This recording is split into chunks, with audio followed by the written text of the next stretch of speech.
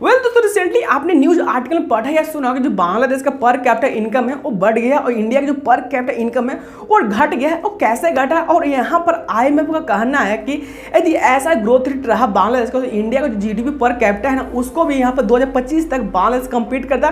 क्या ऐसा पॉसिबल है? चलिए देखते हैं यहाँ पर क्या क्या होने वाला है, क्या फैक्टर्स यहाँ पर डिपेंड करते हैं कि यहाँ पर जो बांग्लादेश है वो GDP पर कैपिटा को यहाँ पर इंडिया का जो GDP पर कैपिटा इनको डिफेक्ट कर सकता है, आगे निकल सकता है। और बांग्लादेश इकॉनमी को देखते हैं और इंडिया की इकॉनमी को देखते हैं कितना पावरफुल इंडियन इकॉनमी है और बांग्लादेश इकॉनमी है वो देखेंगे। और यहाँ पर बांग्लादेश का जो टॉप जो मैन्युफैक्चरिंग सेक्टर है वो कौन कौन से कितना कंट्रीब्यूट करते हैं उनके GDP में, उनके जो इकॉनमी में कितना जो कंट्रीब्यूट करता है। चलिए बहुत ही सिंपल भाषा में समझते हैं। So let's make it simple for you. Video पसंद आते हैं वीडियो को लाइक कर देना है, शेयर कर देना है और चैनल को सब्सक्राइब करना है और बेल आइकन को दबा देना है। तो दोस्तों सोचने की बात यह है कि इन 2007 के अंदर बांग्लादेश जो पर कैपिटा इनकम था इंडिया का पर कैपिटा इनकम का हाफ था, नहीं आधा था। लेकिन यदि अभी देखोगे तो इंडिया का जो पर कैपिटा इनकम है वो $1947 के आसपास है, लेकिन बांग्लादेश के पर कैपिटा इनकम है 2020 से 21 फाइनेंशियल ईयर के बाद तो यहाँ पर $2247 बनता है, जो बहुत बड़ी बात होती है। लेकिन इस सिचुएशन को देखते हुए यहाँ पर जो कुछ एक्सपर्ट्स है उनका कहना है कि जो इसका लेना देना है जो पर कैपिटा इनकम कमा इंडिया का उसके पीछे का रीजन है वो कोविड-19 है और जो लॉकडाउन लगा उसके चलते यहाँ पर कैपिटा इनकम यहाँ पर इंडिया कमा। लेकिन जैसे ही यहाँ पर लॉकडाउन को अच्छे से हटाया था बाद में शुरू होता है तो इंडिया जो पर कैपिटा इनकम फिर से बूम करने वाला, इंडियन इकोनॉमी फिर से बूम करने वाली है। यानी फिलहाल बांग्लादेश का जो पर कैपिटा इनकम है इंडिया का पर कैपिटा इनकम से $280 ज्यादा है। यदि पिछले साल की बात करें तो यहाँ पर बांग्लादेश का जो पर कैपिटा इनकम था वो $2064 के आसपास था, जो बहुत बड़ी बात होती है। लेकिन इंडिया को उसमें 2200 से अधिक था। लेकिन अभी लॉकडाउन की वजह से इंडिया का जो पर कैपिटा इनकम वो डाउन हो गया। लेकिन आपने ऐसा सुना होगा। तो चलिए जानते हैं और फैक्टर पर कि यहाँ पर क्या क्या बातें निकल के आती है। तो हम सभी को पता है कि 1921 में जब बांग्लादेश को पाकिस्तान से आजादी मिला था, इंडिया से आजादी मिला था, तब आपको पता है कि यहाँ पर जो बांग्लादेश का हालात था बहुत ज़्यादा खराब था, पुअर कंडीशन था। लेकिन बांग्लादेश ने कुछ ऐसा सिचुएशन को धीरे धीरे करते हुए सुधारा और अब बांग्लादेश का सिचुएशन बहुत ज़्यादा बराबरी पा गया, इंडिया को ग्रोथ रेट के बराबरी में आ गया। लेकिन यदि आप यहाँ देखोगे जो IMF का कहना है कि ऐसा ही ग्रोथ रेट रहा तो बांग्लादेश का जो पर कैपिटा इनकम है GDP पर कैपिटा उसको भी यहाँ पर अचीव कर सकता है, इंडिया से बाहर भी जा सकता है, 2025 तक ऊपर भी हाईएस्ट रेट पर जा सकता है। लेकिन एक्सपर्ट का ऐसा कहना है, लेकिन ऐसा होता है या नहीं होता आगे देखेंगे इस वीडियो के अंदर ही और पता करेंगे सही में ऐसा होगा या नहीं होगा। तो दोस्तों बहुत से लोग यहाँ पर कंफ्यूज रहते हैं कि पर कैपिटा इनकम और पर कैपिटा GDP में बहुत ज़्यादा कंफ्यूजन आता है। तो यहाँ पर पर कैपिटा इनकम होता है वो किसी रीजन में, पर्टिकुलर रीजन में जो भी इनकम होता है उसका पूरे देश का, नेशन का जो इनकम होता है उसके पूरे नेशन के इनकम से डिवाइड करते हैं, तब जाकर वहाँ पर एवरेज पर कैपिटा इनकम वो निकल के आता है।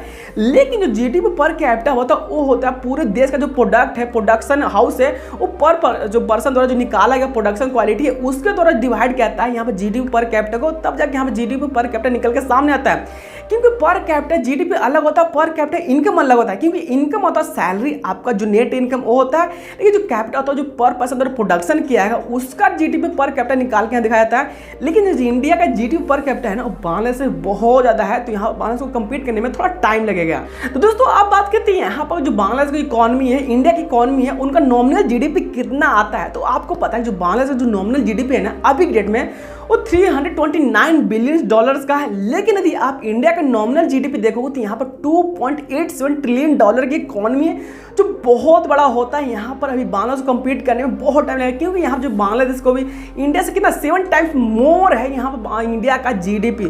तो सोचना यह है कि यहाँ पर जो बांग्लादेश होता है कम्पीट करेगा, तो ऐसा मुमकिन नहीं है, पॉसिबिलिटी नहीं है। लेकिन हो सकता है यदि ऐसा ग्रोथ रेट रहता है 7% के हिसाब से ग्रोथ रेट रहता है, 9% ग्रोथ रेट रहता है तो बांग्लादेश कम्पीट कर सकते हैं इंडिया को, ये कोई बड़ी बात नहीं है। और इंडिया का जो ग्लोबल इकोनॉमी में जो कंट्रीब्यूशन है ना वो 3.27% का, जो बहुत बड़ा नंबर होता है। यूएस की बात करते हैं यहाँ पर 24% के आसपास, चाइना का भी 14% के आसपास है। लेकिन बांग्लादेश के यहाँ पर तो अभी कहीं नाम निशान नहीं है कि कुछ कंट्रीब्यूट करते हैं बांग्लादेश पूरे ग्लोबल इकोनॉमी के अंदर। लेकिन यहाँ बांग्लादेश को भी कंप्लीट करने में थोड़ा टाइम तो लगने वाला है।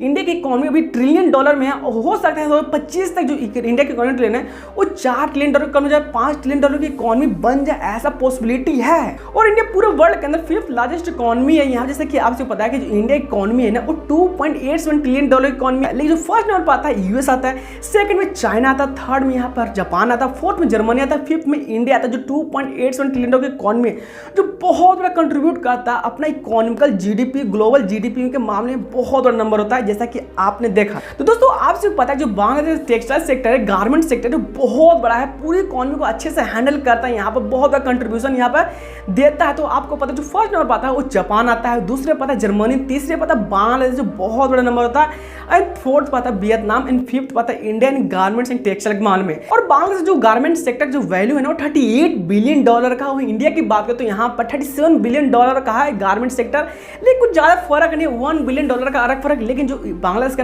गारमेंट सेक्टर बहुत ज़्यादा है। यदि इंडिया अपने जो टेक्सटाइल है या गारमेंट सेक्टर को अच्छे से ऑर्गेनाइज करे ना तो बहुत इंडिया का जो गारमेंट सेक्टर बहुत नंबर 1 पोजीशन बना सकता है। जो इंडिया की टेक्सटाइल इंडस्ट्री है ना वो बहुत ही अनऑर्गेनाइज्ड वे में है, उसको इंप्रूव किया है तो यहाँ पर नंबर 1 पोजीशन को बनाए रह सकता है इंडिया और यहाँ पर अच्छे से काम कर सकता है। तो इसके बारे में आपका क्या ओपिनियन, आप क्या सोचते हैं इसके बारे में हमें कमेंट में बताएं। क्या इंडिया का पर कैपिटा इनकम कम होने से इंडिया का जो पर कैपिटा इनकम है वो लो हो जाएगा? क्या जीडीपी पर कैपिटा इनकम कम होने से इंडिया को कम्पीट कर पाएगा बैलेंस? आप कमेंट जरूर बताना। अरे वीडियो पसंद आता है वीडियो को लाइक कर देना, शेयर कर देना और चैनल को सब्सक्राइब कर लेना, क्योंकि मैं आपके लिए इस तरह के अच्छे कमाल की वीडियो लाता रहता हूँ। तो तब तक के लिए स्टे ट्यून्ड। जय हिंद, वंदे मातरम।